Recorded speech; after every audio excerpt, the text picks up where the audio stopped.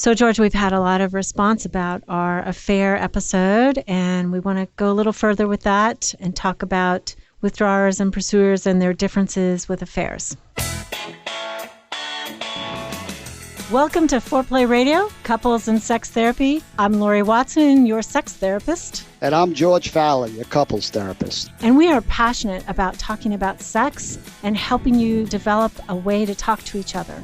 Our mission is to help our audience develop a healthier relationship to sex that integrates the mind, the heart, and the body. Hey, check out uberlube.com with the coupon Foreplay. With your support, this really helps us keep delivering free content to you. All right. I do love the feedback that we're getting through the mailbag. I mean, it challenges us to get clearer and more specific, and it's so rich when people are letting us into their lives and just wanting to get clearer. I agree. I mean, I think this helps shape where we need to go as a podcast, what's burning in people's hearts, what they want to hear, what they're needing to hear. So we thank you. We don't get back to everybody, but we try to at least acknowledge that you've sent us a question or a problem or just shared your hearts with us. And again, thank you for your encouragement. We often get a lot of letters like that too. And, you know, we're just talking into a mic. We don't see how it hits people until we hear from you. So thank you.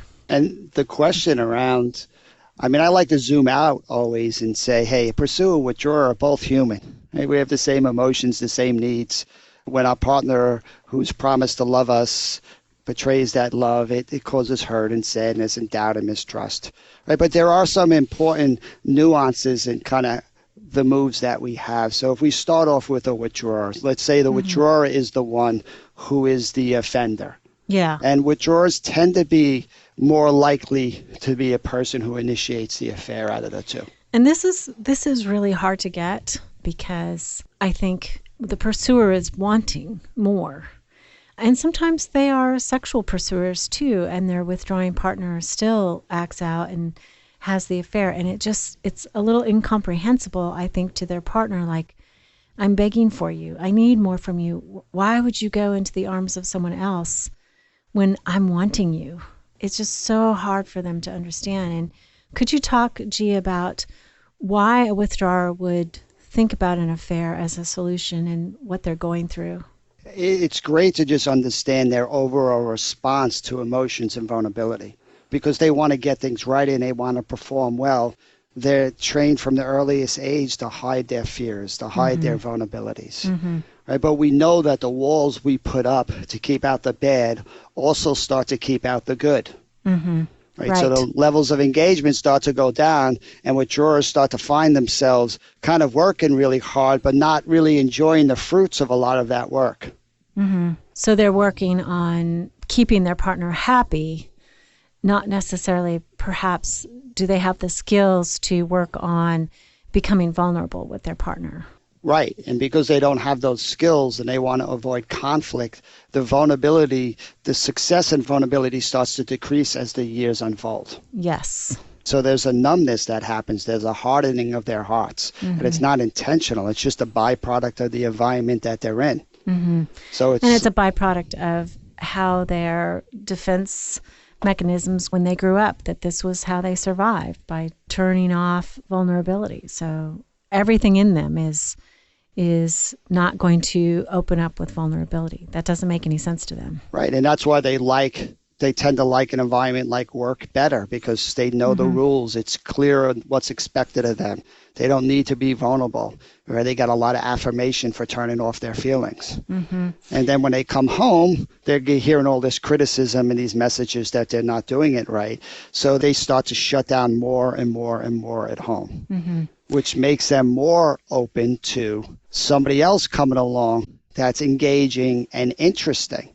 And they're good at compartmentalizing. It's like, you know what, I'm not going to focus on what's not going right. I'm going to block that out. I'm going to put my energy towards things that feel like they could be successful, that could work. I think with withdrawers too, one of my concerns has always been that because they're blocked off and compartmentalizing, as you said, they often don't kind of see it coming. They don't see the innuendo. They don't see the approach from their colleague or whatever. They just are kind of cut off from their feelings, and that seems more dangerous to me. Exactly. That is the root of the problem. And because they're cut off, even when they do have the affair, they often really don't know why they had an affair, which is the number one question they're going to get asked. Like, why did you do this? How could you do this to me? And they look at you and they say, I don't know. And then, then the partner thinks you're lying. You just don't want to tell me. And it's like, no, they actually a lot of times don't really know. Because to know, you have to be pretty articulate about your inner world. And it tends to not be on their radar screen. They tend to be focused on what they're doing, not what they're feeling. Right. Not their skill set when they're asked that question. Like, I can't answer that. And that's why the process of forgiveness and healing has to take into account, how do I, even though this withdrawer has made a horrible mistake, how do they feel making that mistake?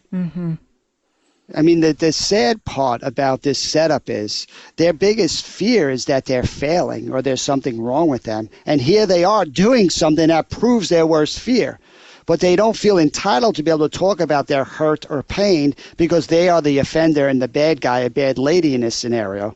So they just, again, have to hide their vulnerability. Right? And what we know is in the hiding is making it more likely that these things happen again. Right. And so that it's unsafe. So how do we help them? How do we reach the withdrawer? I think you have to calm the pursuer down. The pursuer has to feel held and as that we understand how their world has been turned upside down. And here they are doing everything to sacrifice for this relationship. And the person who seems to be doing less work is now the person going outside the relationship. I mean, it is mind-blowing. I know you talked about this in another episode. So I think when we regulate that and we contain that and people start to feel safe, they're more expansive to see a different perspective. A different perspective than my partner is just selfish or, I mean, I'm thinking of a case that I've worked with and he was actually very traumatized in childhood and so compartmentalized things. He had a really stable relationship with his partner, but they didn't share things emotionally. They were just raising kids. They were both working and he was using prostitutes regularly. He just didn't really think about it. It wasn't part of his moral frame. He didn't think it was right. He never thought it was right. But he just couldn't conceptualize another way of being with his partner where he literally shared his desire, his sexual needs, his emotional needs. That just was not a part of who he was. And it's so hard for a pursuer to relate to that because they could never separate themselves that way. Yeah. It's very common for withdrawers because they can compartmentalize. They can do something physically and not doing emotionally.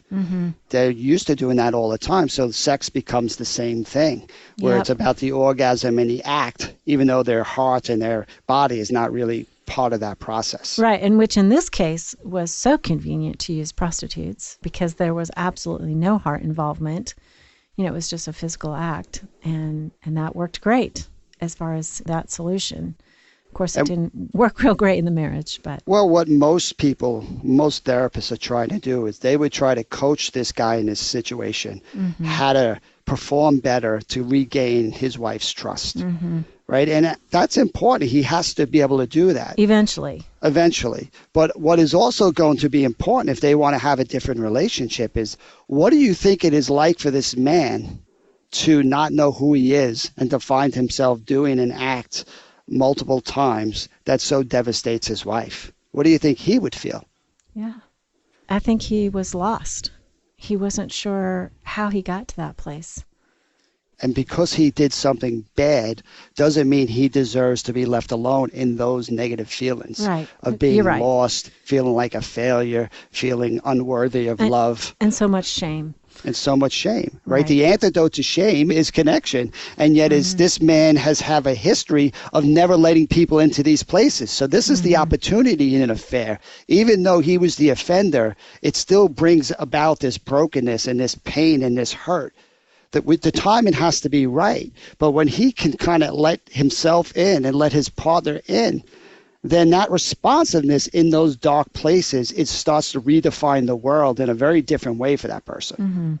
I had a client tell me, the wife was the one that was betrayed. And she wanted to punish her husband. She was hoping that the anger and the resentment would motivate him to not do this again. But what that is Make actually... it so painful for him, he'll never do that again. Right. And what we know is it's not the greatest motivator. Probably not. What is the greatest motivator? I think love is a much better motivator. So my job when the time was right to get her to see that actually if what gets him into this problem in the first place is that he doesn't know how to let people in because nobody ever shows up in the brokenness for him. That, yes, this is really tough because he did something horrible. But if she doesn't help him with it, we are leaving him to the same old solutions he's had around his pain and his fear. Once the wife got that, she said, George, what you're asking me feels like I have to crawl over glass to actually be there for him. I said, well, you know what? What's the alternative? Yeah. So after that session, she sends me an email of Rumi's quote, beyond the ideas of right doing and wrong doing, there is a field. I'll meet you there. She said 30 years of marriage, it felt like the first time she met her husband in that place. Oh, that's beautiful. That is beautiful. Thank you. Well, let's come back and talk also about pursuers who have affairs. So Foreplay fam, I want to draw your attention again to Uberlube with the coupon Foreplay. Uberlube is the lubricant that I recommend to all my patients. I give samples when you come to see me. I use it myself. It's a long-lasting performance without that stickiness that comes with other lubes because it's silicone-based. It's scent-free, it's taste-free. It leaves your skin kind of silky and soft, which is great. It only has 4 ingredients. There's 3 types of high-grade silicone, and then there's a trace of vitamin E, which is really good for your skin. It doesn't impact your pH, your hormones. It doesn't cause allergic reactions. It's safe. It won't cause infections. It's recommended by thousands of doctors. I love it too, and it's made in the USA. Yay. It has discreet and classy packaging, which to me, it seriously looks like a perfume bottle that you can put on the side of your bed. So please try Uberlube with the coupon Foreplay. That helps support our podcast. Hey, listen, man, Uberlube is a good thing. If it helps your partner, it helps you. Hey, I want to let you guys know all about George. He's written and contributed to several books, and I'd especially like to draw your attention to his book, Sacred Stress, a radically different approach to using life's challenges for positive change. His book is about a mission on how you adopt new strategies and turn stresses into a positive force in your life. And who among us doesn't live with a lot of stress these days? We'll keep you posted as to all he's doing. But George and other EFT therapists all around the country and the world hold couples retreats called Hold Me Tight, which is developed by Sue Johnson, and it helps secure your own relationship. If you'd like therapy with George, find him at georgefowler.com. Okay, so we're back with pursuers having affairs and why that happens and what that is all about. The pursuer generally wants their partner. So by the time they get to a solution is somebody else, something is going on for them, right? And for me, I think about it that they have given up at that point.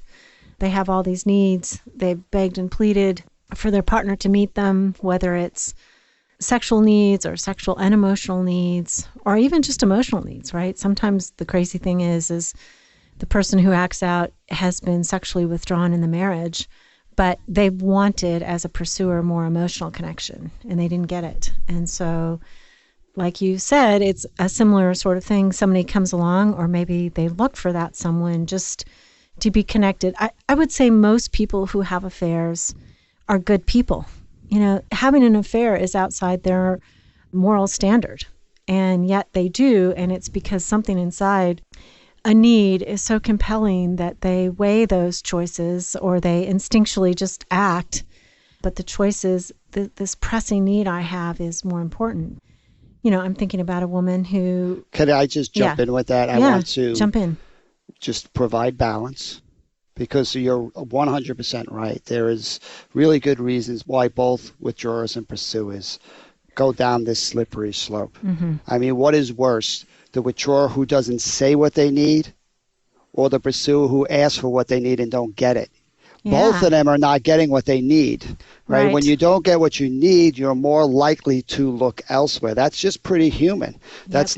That's not saying it's okay, because it's about the most vicious, wicked thing we can do in a relationship a lot of the time. So we're trying to explore, in your example, of what happens for that person who wants more and communicates it and doesn't get it. Yeah. They feel, I think, so rejected and convinced that their partner will never come their way. And so the attention of another is incredibly seductive. I mean, it's so powerful to get attention when you've been starving for a long time. It's like, Right. wow, it feels so good. So you put in words to the pull. How do you help them after they've taken responsibility for that horrible mistake? How do they repair and build trust? Right. And I think that, as a pursuer, they're going to feel so much shame, because I think pursuers are ambivalent about their needs to begin with. And then when they do something that is against the marriage, against fidelity, I mean, they often have such a difficult time coming back to how their partner might be feeling, because they're just sunk in that shame place. I'm a bad person. Now you'll never love me. I've made it worse. You'll never be able to trust me again. And so the difficulty is helping them kind of deal with that internally, or with another therapist or with a friend, so that they can begin to see the pain that their partner has gone through in this, their withdrawing partner. And also, I think that in some ways we need to say to them, your need is legitimate. The need that you had for sexual attention, or just attention period, is legitimate. That is what a marriage is made of. And so I think Well, that, you're holding both truths. The need is legitimate, but the choice to cross the line and break your vows is not okay, right? You can hold both of them.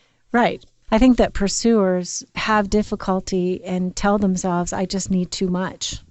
So it's hard for them to hold on to that. Yeah. And I'm thinking of one person in particular. She was not a scathing, blaming pursuer.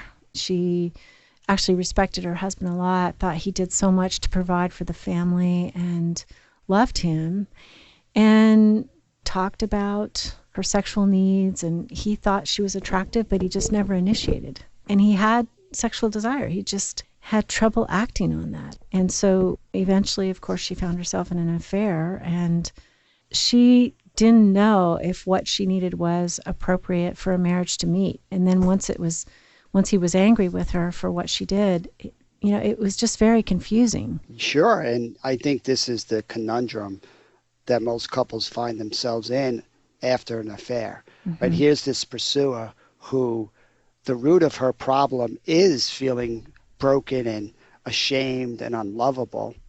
And yet she doesn't feel entitled to share that, because she's made a mistake. Mm-hmm. Which means she has nowhere to go with her moments of greatest need with her partner.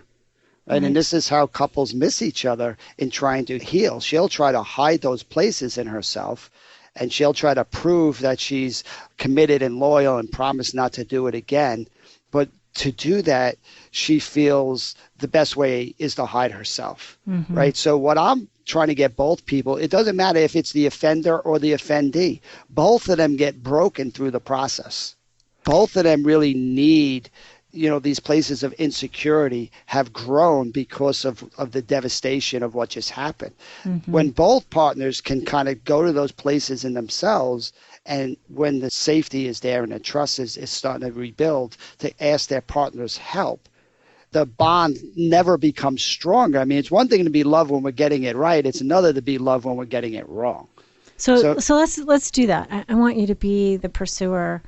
Like, what would you have them say to their partner that says, okay, yeah, how are they going to show that vulnerability of fear of needing too much and being broken, defective, not lovable? Well, the first thing, you have to get the withdrawer to see the value of showing up for their partner in a way no one really ever does before. Mm-hmm. And right? I think that's hard, because withdrawing partners, when they're walled off, sometimes they have difficulty seeing how they contributed to the breakdown of the marriage. They don't want to see that. It's too painful to look at that. So they sometimes are moralistic and say, I have a bad partner, a partner Right. that is untrustworthy, that's immoral. I You hope know, our audience is picking up on some themes that we're weaving out. When either partner strategy is to avoid the emotional signals, the vulnerability, the fear, the pain for really good reasons, mm-hmm, it makes it really hard for that protection not to grow in the relationship. So, mm-hmm, right, I have to get the withdrawer to see the value in coming up with a different move. mm-hmm, Right. So oftentimes the withdrawer has to experience some success in their feeling betrayed and their vulnerability. So if the mm-hmm, pursuer can keep the focus and help that withdrawer feel like they're being seen and it was worthwhile to share that, that's usually the first step. But the mm-hmm, second step, which is often left out, is because this pursuer feels so unlovable, they don't want to share their places of greatest need with their partner. And I mm-hmm, don't want them to take that risk unless I'm confident that withdrawer is going to respond to it. But you're asking, what would it look like? mm-hmm. Imagine a pursuer saying, because I did something so horrible, it just confirms in me this feeling I've always had, that in these dark places I feel unlovable, like I'm broken and ugly and fat and stupid, and all these tapes play. And I don't let people into those places because I don't want people to use that against me and reject me. Mm-hmm. Right. So the ask is saying, no one has ever loved me here. I don't love me here. Mm-hmm. Could you love me here? Mm. That is so vulnerable, especially after the exposure of an affair and their partner has been angry. It's like then to show and reveal the darkest place, their sense of unlovableness, really uncertain that their partner will be able to reach back to them and give them that love. We ask a lot from people. We do, but what's the alternative? No, the alternative is the family breaks up, the children are The, scarred and wounded, and the alternative is not to ask. But to mm-hmm, not to ask means she will always face those demons alone. Right. mm-hmm, So when it's safe, we want her to take that ultimate risk. Yes, because when she's responded to with a yes, I want to be there. I want to show you that you're lovable even when you don't believe it yourself. When you get that kind of positive responsiveness from your partner, there is no stronger love than that. yeah, when they get the love of their partner like that in their deepest, most unworthy places, that holds them in the relationship. There's If you, no better battle testing of a marriage. When you're loved in these places, why would you want to go elsewhere? right, yeah, you don't need that. You don't need it. So I appreciate this conversation as we're just trying to understand withdrawers and pursuers. They might have different moves, but both of them share this common insecure place that they want to hide. Mm-hmm, Right. And it don't matter if they're the offender or the offendee. The order matters and how we create safety. But ultimately, to have true healing, both sides need to be able to risk kind of letting their partner in and receiving comfort where they usually only get avoidance. mm-hmm. That restructures a relationship as safe and secure. Yeah. And again, we want to reiterate that we think relationships can be repaired and can deepen after something even as bad as an affair. People can have more. I think the fear is like, well, if this happened once, can I ever trust again? And I think that, yeah, trust is found in deep intimacy. Once you have deep intimacy, you're not checking their phones or their Facebook or anything. You feel safe again. And both people deserve love, even though they've made a mistake. Absolutely. And if a partner's not willing to give that love, I mean, you can give them some time and some patience to find their way. But Mm-hmm. ultimately, why couples don't heal from this is because one partner is not willing to take those risks. Mm-hmm. Right. And then that means that low levels of engagement and the distance is just going to take that relationship over. And we're not saying that it's just the party that was betrayed not willing to take the risk. Sometimes it's the person who acted out not willing to take the risks to go deeper and reveal those places that feel unlovable and feel so vulnerable. I mean, it's either side. Precisely. Yeah. Okay. Well, again, we want to end on the good news here. that as scary as this is and as traumatizing it is, that there is really clear map and plan on how to help couples have conversations that can find themselves on the other side. And the other side means a relationship that's stronger than probably before the affair happened. Absolutely. So, George, we're going to offer an intensive on May 14th in Raleigh to 2 couples. We have 2 2-hour slots, and we would love to get a couple to come in who has sexual problems, and you'll be able to work with George and I. Right, George? That's right. What a great opportunity to just open up some space to hang out and see if we can make some progress in these areas we're stuck in. You can just reach us on Foreplay Radio by email and let us know if you're interested. There is a cost for both George and I, and we are videotaping this for our trainings that only are shown to students. We look forward to seeing you there. Thanks for listening to Foreplay Radio. Keep it hot. Hey, don't forget to check out uberlube.com with the coupon Foreplay. Buying this product is a really good way to support us, and it helps us keep delivering free content to you. And Foreplay family, I want you to know we had our highest download day ever, thanks to you. Our downloads are just increasing by leaps and bounds. We are so grateful for your sharing. Thank you again. Definitely subscribe. That helps our rankings in iTunes, which is important for us. Call in your questions to the Foreplay question voicemail. Dial 833-MY-4PLAY. That's 833-4-PLAY. And we'll use the questions for our mailbag episodes. All content is for entertainment purposes only and should not be considered as a substitute for therapy by a licensed clinician or as medical advice from a doctor.